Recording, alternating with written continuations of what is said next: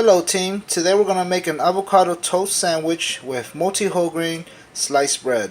Thank you for watching. First make sure to toast your bread so it could come out nice and crunchy. Next cut your avocado in half.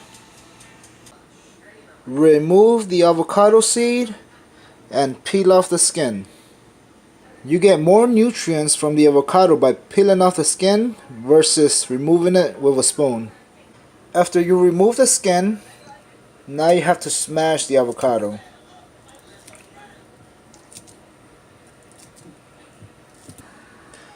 Add light salt.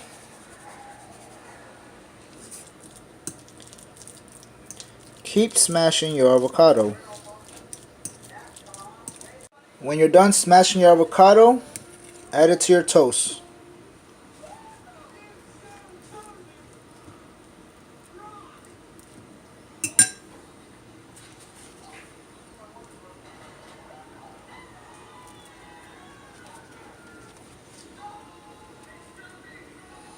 And there you have it, an avocado toast sandwich.